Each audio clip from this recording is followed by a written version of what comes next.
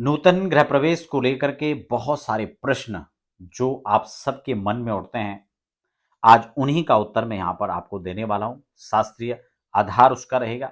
मैं आपको आपके सभी प्रश्नों के उत्तर जो आपके मन में उठते हैं या फिलहाल भी उठ रहे हैं, आज का कार्यक्रम बहुत महत्वपूर्ण होने वाला है।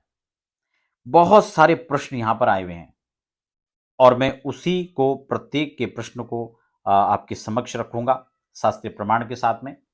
और हो सकता है कि इनमें से आपके भी बहुत सारे प्रश्न हों। गृह प्रवेश में पहले क्या लेकर जाना चाहिए, कैसे प्रवेश करना चाहिए, गृह प्रवेश कौन से महीने में करें, गृह प्रवेश में किस तरह से कर सकते हैं, क्या पहले करें, क्या बाद में करें।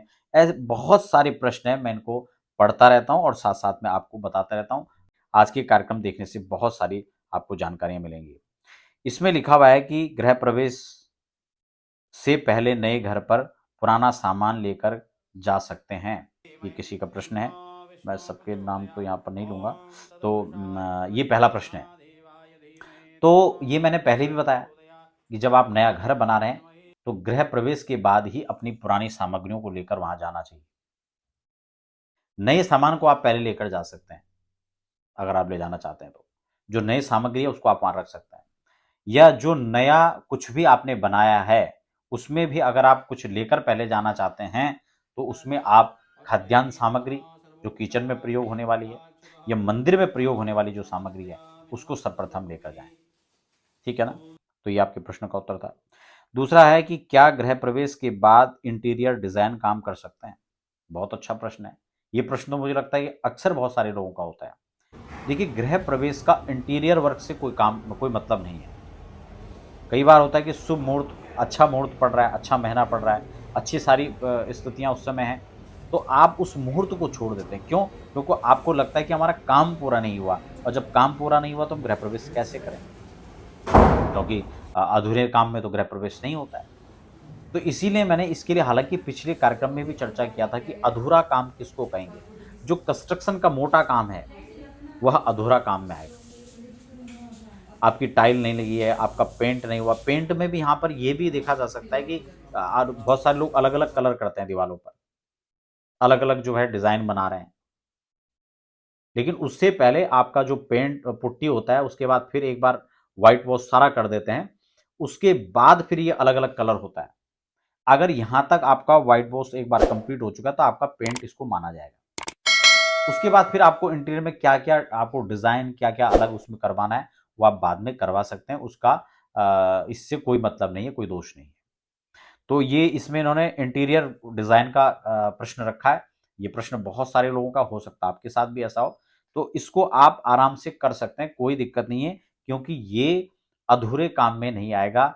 ये आप बाद का जो अतिरिक्त वर्क है, ये उसमें आता है, और अतिरिक्त काम आप कभी भी पूरे जीवन में कराते रहते हैं। ये जो इंटीरियर डिज़ाइन है, वो तो आप समय-समय पर बदलते रहते हैं। आपका 6 महीने में कुछ और करने का प्लान हो गया, कई लोग 2 साल, 4 साल में सब बदल ही देते हैं। तो वो अलग चीज़ है, उसको आप कर सकते हैं। अगला प्रश्न ले लेते हैं। गुरुजी, क्या गृह प्रवेश से पहले हम सफाई के लिए जाएँ तो क्या गृह प्रवेश गिना जाएगा? ये या नहीं? प्लीज़ बताएँ। ये बहुत अच्छा प्रश्न है। कई लोगों का क्या होता है कि मान लो वो वहाँ ऐसे तो आप हज़ारों बार वहाँ गए होंगे। तो जब सफाई के लिए जा रहे हैं तो उसको गृह प्रवेश कैसा माना जाएगा? हालाँकि बहुत कॉमन सी बात है। लेकिन फिर भी ये प्रश्न उठता है। उठता है तो मैं तरुण कुमार जी का ये प्रश्न है, तो मैं उनको कहना चाहता हूँ कि वास्तव में आप वहाँ कितनी बार भी जाएँ, सफाई के लिए जा रहे हैं, कोई दिक्कत नहीं है। उसको गृह प्रवेश नहीं माना जाएगा। गृह प्रवेश एक पर्टिकुलर एक विशेष समय में एक विशेष विधि के द्वारा जो आप प्रवेश करते हैं, वह गृह प्रवेश माना जाता है। यूँ तो आप अपने काम के सिलसिले में या अन्य कई बार आपका आना-जाना वहाँ पर होता है, वो गृह प्रवेश नहीं माना जाता है। ठीक है? तरुण कुमार जी नीचे और कुछ भी लिख रहे हैं, गुरुजी मैंने अभी नए घर का लॉक भी नया खोला है और नहीं सफाई अच्छा। हाँ, वही है, वो सेम प्रश्न है, ठीक है, कोई दिक्कत नहीं। पुरानी वस्तु पुरानी वास्तु में जाने से पहले क्या ले जाएँ? अच्छा, शायद पुराने घर में जाने से पहले ऐसा कुछ लिखना चाह रहे होंगे, लेकिन ये इनका सेंटेंस शायद पूरा नहीं है। पुराने वास्तु में जाने से पहले क्या ले जाएँ? या फिर पुराने घर से संबंध होगा इनका। तो पुराने घर हो, नया घर हो, जब गृह प्रवेश करें तो जो सामग्रियाँ हैं, वो मैंने आपको पहले ही बताई हैं, फिर से बता देता हूँ।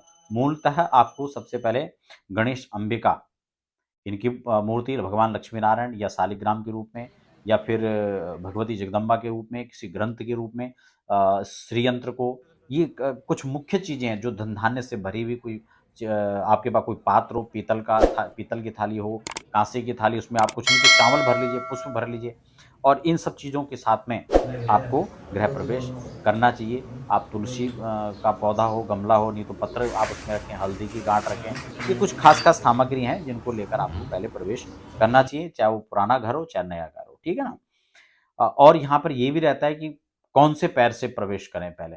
तो स्त्री को हमेशा बाएँ पैर से और पुरुष को हमेशा दाएँ पैर से एक साथ प्रवेश करना चाहिए, क्योंकि वो अर्धांगिनी है आपकी, आधा अंग है। तो एक पैर आपका रहेगा और एक पैर उनकी पत्नी का रहेगा। तो इस प्रकार से आपको प्रवेश करना चाहिए। ठीक है ना? दूसरा यहाँ पर है, नमक ले जा सकते हैं? नहीं। नमक आप तब ले जा सकते हैं, ये मुझे लगता है कि जैसे पोछा मारने के लिए या फिटकरी का प्रयोग या नमक का प्रयोग करते हैं, तो नकारात्मक ऊर्जाओं को हटाने के लिए किया जा सकता है, उस समय आप लेकर जा सकते हैं, लेकिन प्रवेश में आप नमक नहीं ले जा सकते, ठीक है ना? ठीक हो गया। क्या लेकर जाएँ? अच्छा, ये सारे वही प्रश्न हैं, वो जो मैंने आपको बता दिया। हाँ, एक यहाँ पर बहुत अच्छा प्रश्न लिख रहे हैं कि जल्दी टॉपिक पे आया करो गुरुजी।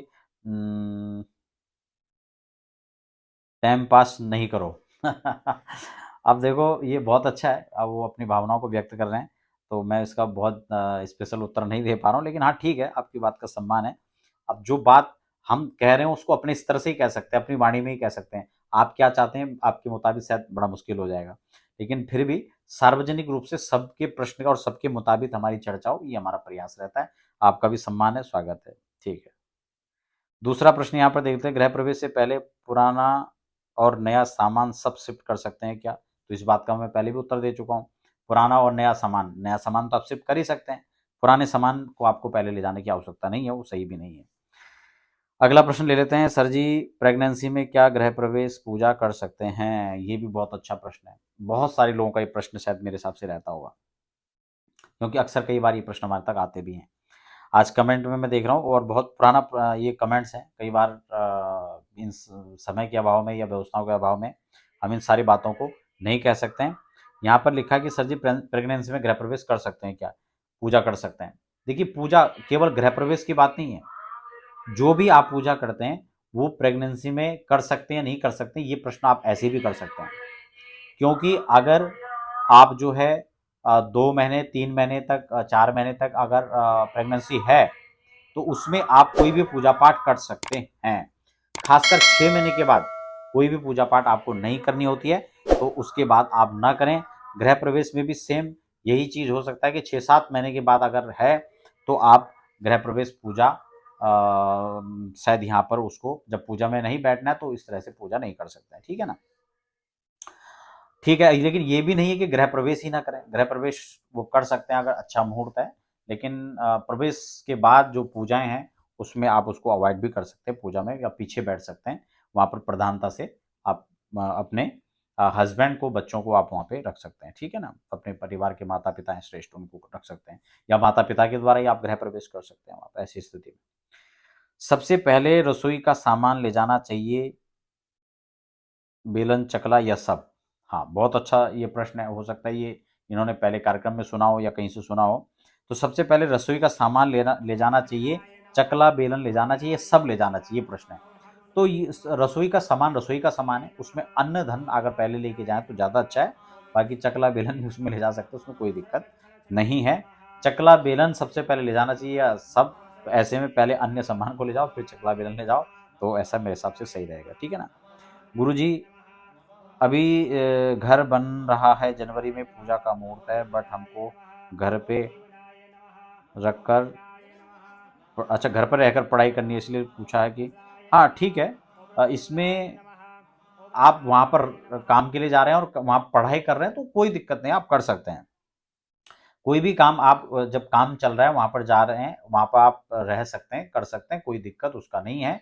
जब काम कंप्लीट हो जाता है, तब आप विधि-विधान से उस काम को करके, वास्तु शांति, पूजा-पाठ करके, उस वास्तु पुरुष को प्रणाम करके, इष्ट कुल देवताओं को प्रणाम करके, वंदन करके, तब आप पूजा-पाठ वहाँ पर प्रवेश कर रहे हैं, वो प्रवेश माना जाएगा।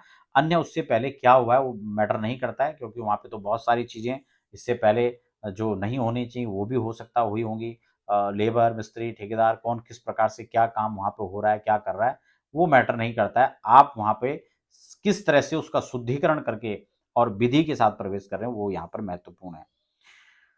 बहुत सारे प्रश्न है, फिर भी मैं खास प्रश्नों को ले रहा हूँ। सर क्या हनुमान जयंती के दिन गृह प्रवेश, चलो ये तो फिर अलग ही हो गया। वैसे हनुमान जयंती के दिन गृह प्रवेश हो सकता है, कोई दिक्कत नहीं है। गैस और चूल्हा कब लें, ये भी सही है। गैस चूल्हा आप वहाँ पहले भी रखवा सकते हैं, क्योंकि गैस चूल्हा को वहाँ पूजन भी होना है, अन्नपूर्णा का पूजन होगा, ठीक है ना। तो पहले भी ले जा सकते हैं और गृह प्रवेश के बाद भी ले जा करके आप वहाँ पर फिर इसको शिफ्ट कर सकते हैं। क्या गृह प्रवेश से पहले सो सकते हैं, ये भी बहुत अच्छा प्रश्न है। कार्य के दौरान जब आप लोग काम कर रहे हैं तो कई बार समय और परिस्थितियों के वसात ऐसा होता है कि वहाँ पर आपको सोना पड़े, तो सो सकते हैं, कोई बहुत बड़ा दोष ऐसा नहीं है। 20 और 29 ये तो डेट के बारे में पूछा गया है। गुरुजी भाव चलित पर भी एक वीडियो बनाइए। अच्छा चलो, ये एस्ट्रोलॉजी का प्रश्न है। तो ये खास प्रश्न थे जो मैंने आज के कार्यक्रम में लेने का प्रयास किया। आपके भी कोई प्रश्न होते हैं तो आप हमें कमेंट बॉक्स में लिख सकते हैं। बाकी यहाँ पर मैं आपको और भी चीज़ें बता दूं कि गृह प्रवेश में जो पूजाएं होती हैं वो किस प्रकार की कौन कौन सी पूजाएं होती हैं, थोड़ा उसको आप समझ लीजिए।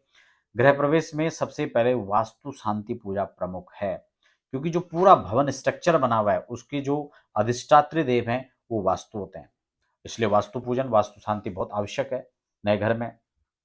एक प्रश्न इसमें मैं ये भी पढ़ रहा था कि क्या सत्यनारायण की कथा कर सकते हैं या नहीं कर सकते हैं।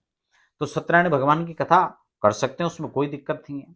उसको आप हमेशा कीजिए, कभी भी कीजिए, हर पूर्णमासी को कीजिए, हर संक्रांति को कीजिए, बहुत अच्छी चीज़ है। लेकिन वास्तु शांति, क्योंकि वास्तु की अधिष्ठात्री, भवन नक्शे की अधिष्ठात्री वास्तु हैं, तो वास्तु पूजन आवश्यक है। और वास्तु की अधिष्ठात्री भगवान शिव हैं, इसलिए भगवान शिव का सांगोपांग पूजन, रुद्राभिषेक, ये आपको वहाँ पर जरूर करना चाहिए। नवग्रह शांति आपको करना चाहिए। तो ये प्रमुख चीज़ें हैं जो आपको वहाँ पर करना चाहिए। अपने इष्ट कुल देवादि अभी पितृदेवों का इनका पूजन करके आपको विधि विधान के साथ गृह प्रवेश करना चाहिए। आप सबको पुनः पुनः शुभकामनाएं। अगर आप किसी प्रकार से कोई वास्तु मुहूर्त या पूजा पाठ से संबंधित कोई जानकारी आप प्राप्त करना चाहते हैं तो उसके लिए हमारे संस्थान में संपर्क कर सकते हैं।